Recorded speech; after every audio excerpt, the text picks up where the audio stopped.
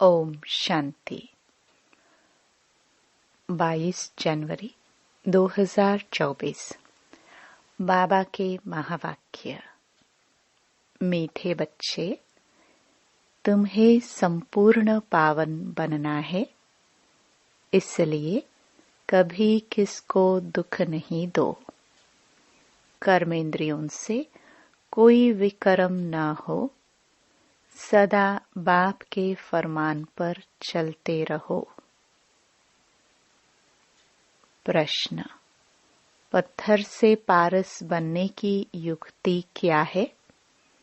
कौन सी बीमारी इसमें विघ्न रूप बनती है?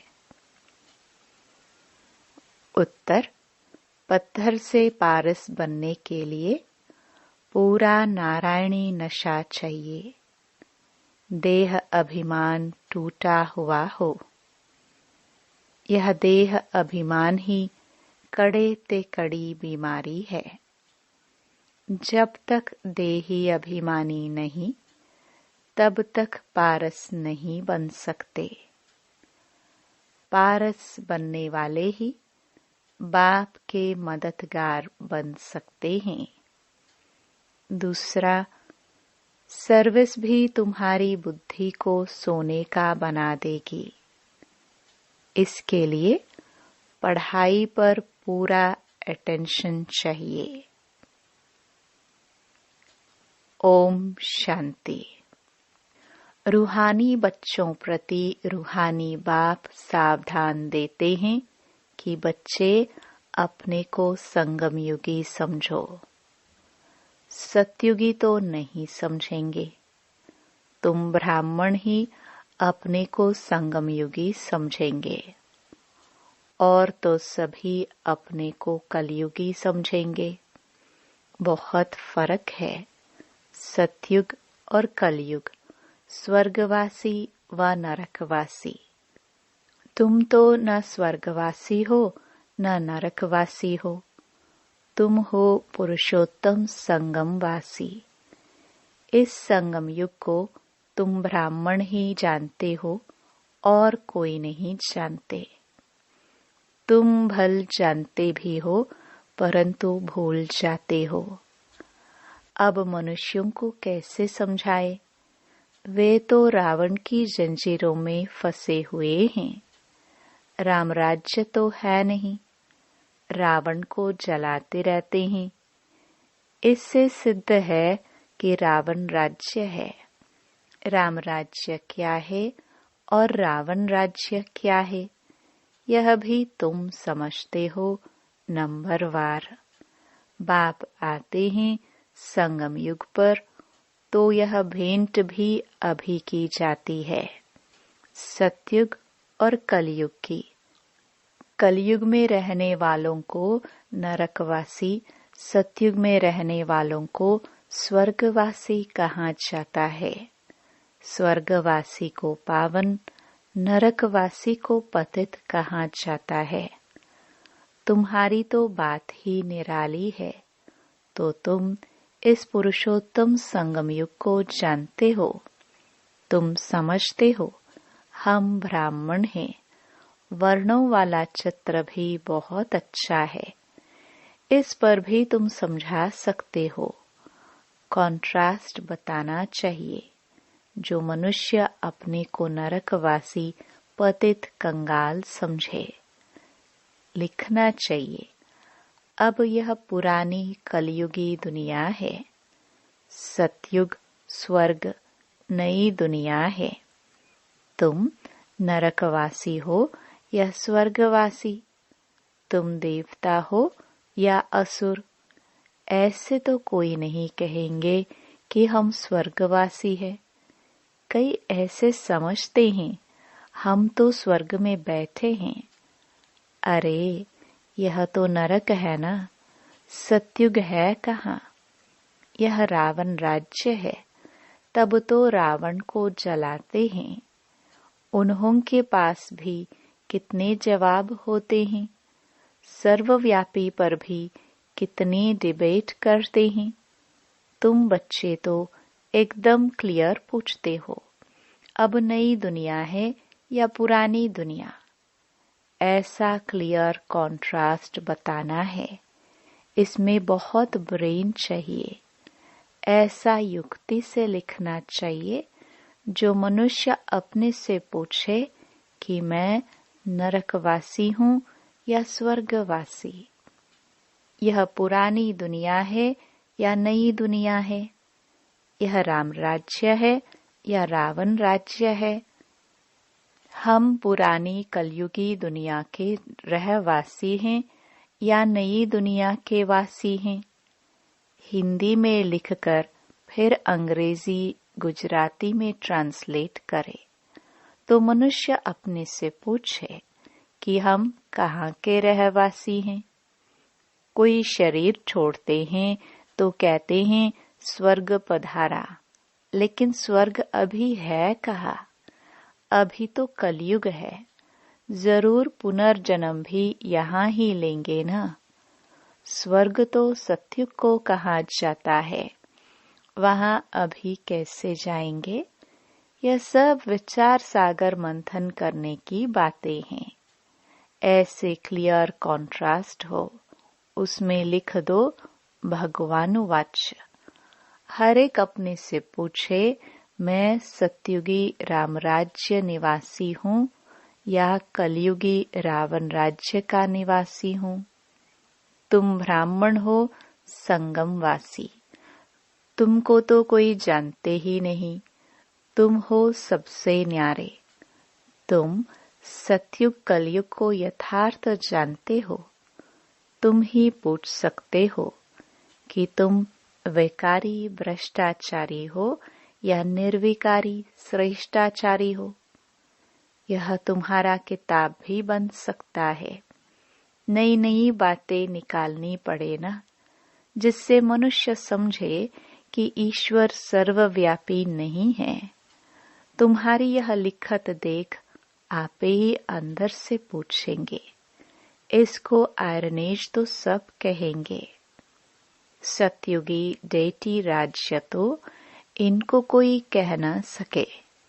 यह हेल है या हेवन, ऐसी फर्स्ट क्लास लिखत लिखो कि मनुष्य अपने को समझ जाए कि हम बरोबर नरकवासी पतित हैं। हमारे में दैवी गुण तो है नहीं। कलयुग में सतयुगी कोई हो न सके।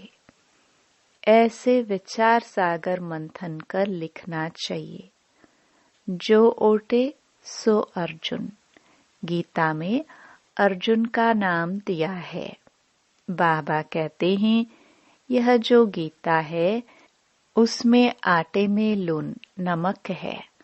लून और चीनी में कितना फर्क है? वह मीठा, वह खारा। श्री कृष्ण भगवानुवाच लिखकर गीता ही खारी करती है। मनुष्य कितना दलदल में फंस पड़ते हैं। विचारों को ज्ञान के राज का भी पता नहीं है। ज्ञान भगवान तुमको ही सुनाते हैं और किसको पता ही नहीं। नॉलेज तो बहुत सहज है, परंतु भगवान पढ़ाते हैं यह भूल जाते हैं। टीचर को ही भूल जाते हैं। नहीं तो स्टूडेंट कभी टीचर को भूलते नहीं हैं। घड़ी घड़ी कहते हैं बाबा हम आपको भूल जाते हैं। बाबा कहते हैं माया कम नहीं है। तुम देह अभिमानी बन पड़ते हो, बहुत विक्रम बन जाते हैं। ऐसा कोई खाली दिन नहीं जो विक्रम न होते हो।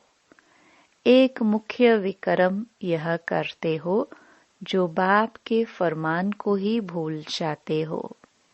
बाप फरमान करते हैं मन मना भव, अपने को आत्मा समझो। यह फरमान मानते नहीं हैं तो जरूर विक्रम ही होगा। बहुत पाप हो जाते हैं।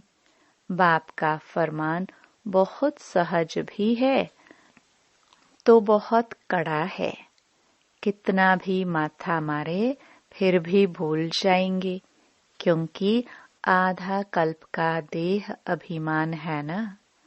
5 मिनट भी यथार्थ रीति याद में बैठ नहीं सकते। अगर सारा दिन याद में रहे फिर तो कर्मातीत अवस्था हो जाए। बाप ने समझाया है, इसमें मेहनत है। तुम वह जिस्मानी पढ़ाई तो अच्छी रीति पढ़ते हो। हिस्ट्री ज्योग्राफी पढ़ने की कितनी प्रैक्टिस है, परंतु याद की यात्रा का बिल्कुल ही अभ्यास नहीं। अपने को आत्मा समझ बाप को याद करना, यह है नई बात।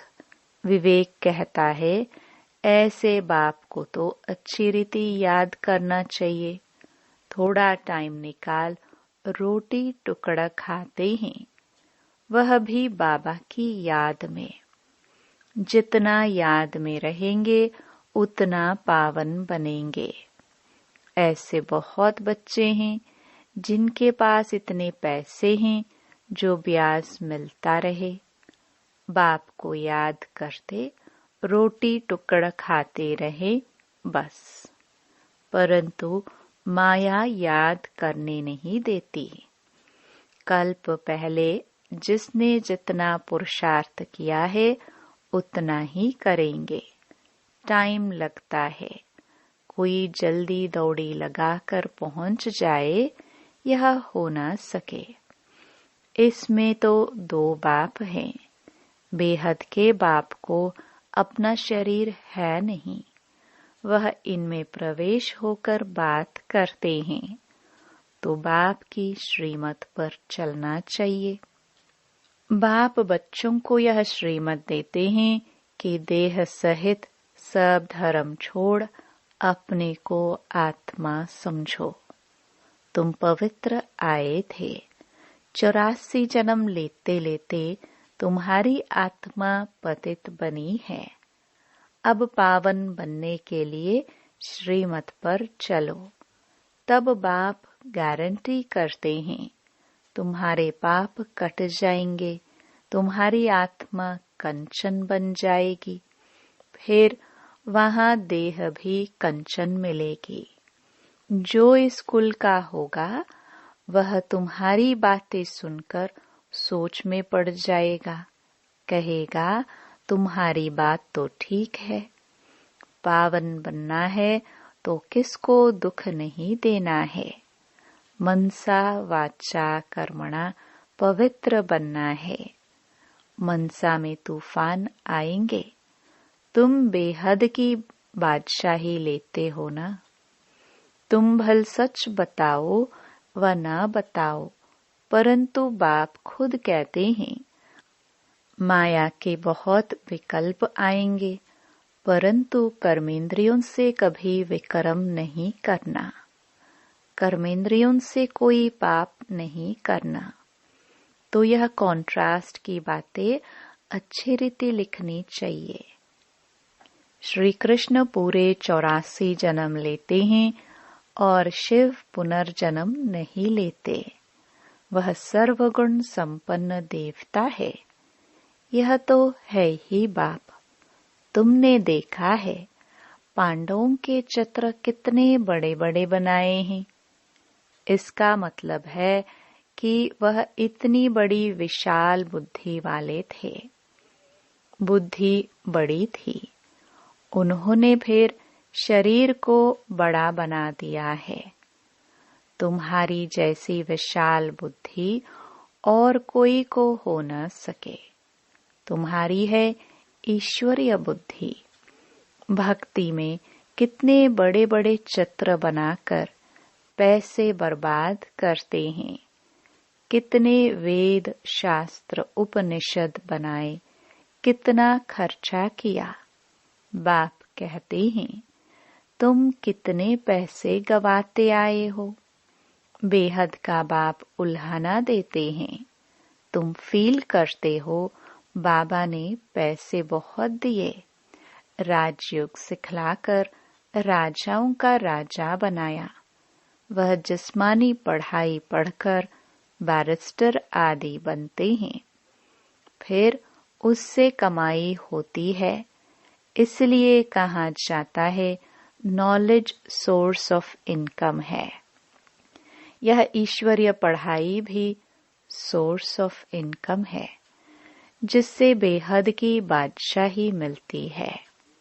भागवत, रामायण आदि में कोई नॉलेज नहीं है, एम ऑब्जेक्ट ही कुछ नहीं।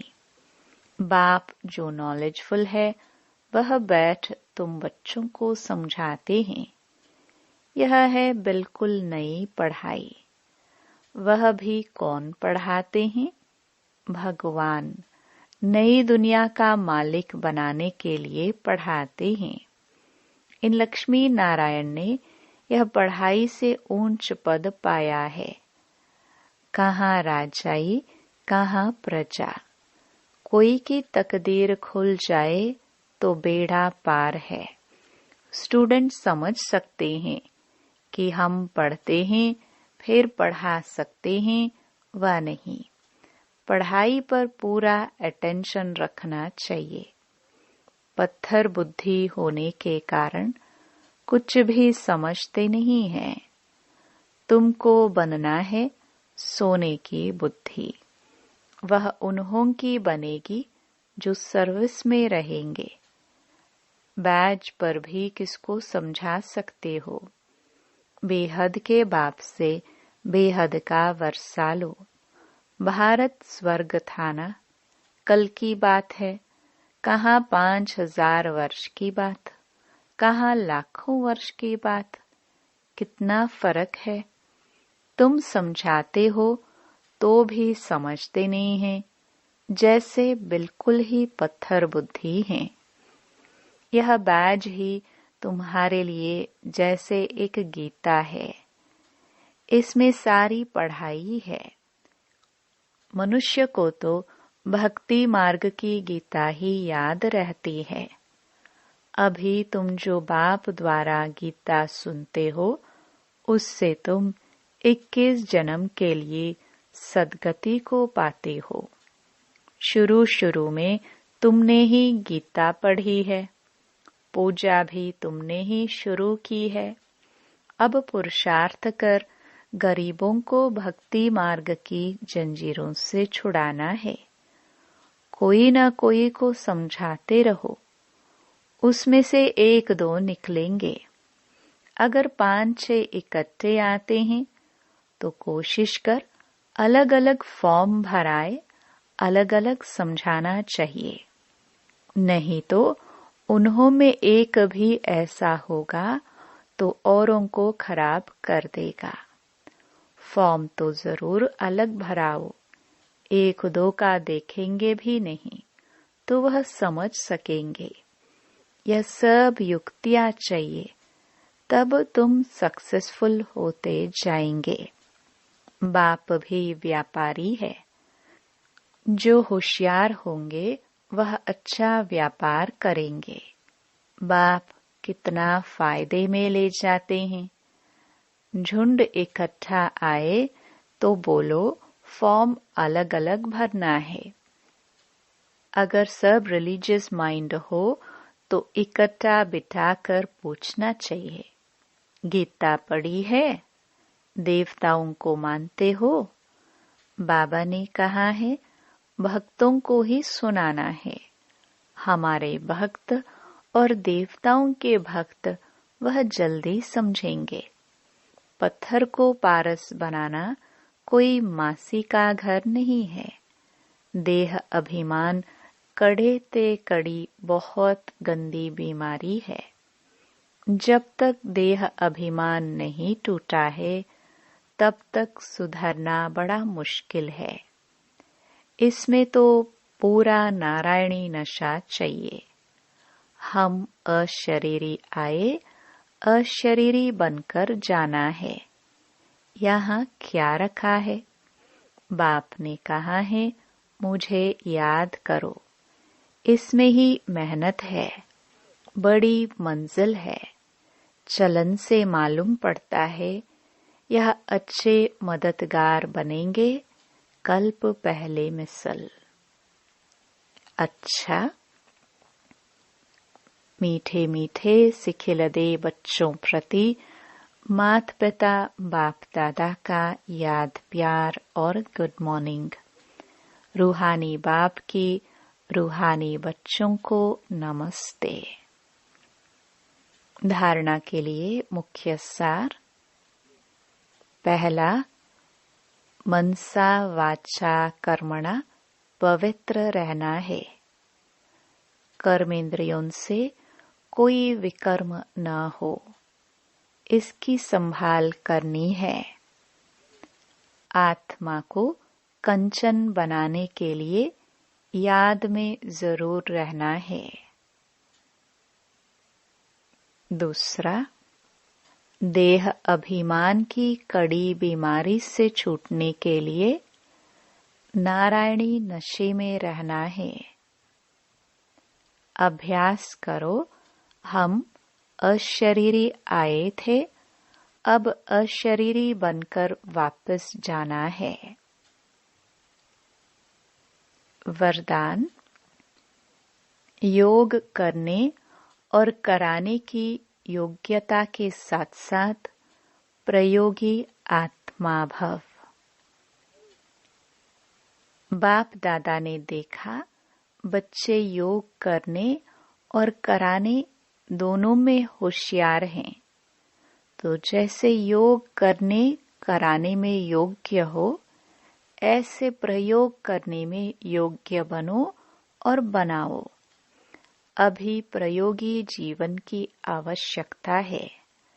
सबसे पहले चेक करो कि अपने संस्कार परिवर्तन में कहाँ तक प्रयोगी बने हैं, क्योंकि श्रेष्ठ संस्कार ही श्रेष्ठ संसार के रचना की नींव है।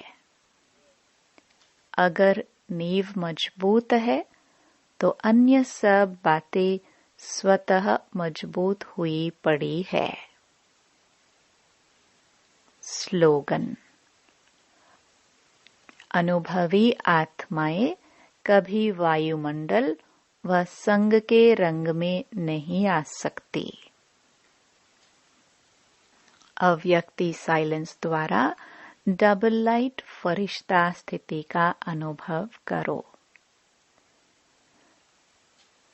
सदा खुशी में झूलने वाले सर्व के विघ्न हरता व सर्व की मुश्किल को सहज करने वाले तब बनेंगे जब संकल्पों में दृढ़ता होगी और स्थिति में डबल लाइट होंगे। मेरा कुछ नहीं, सब कुछ बाप का है। जब बोझ अपने ऊपर रखते हो तब सब प्रकार के विघ्न आते हैं। मेरा नहीं तो निर्विघ्न। ओम शांति।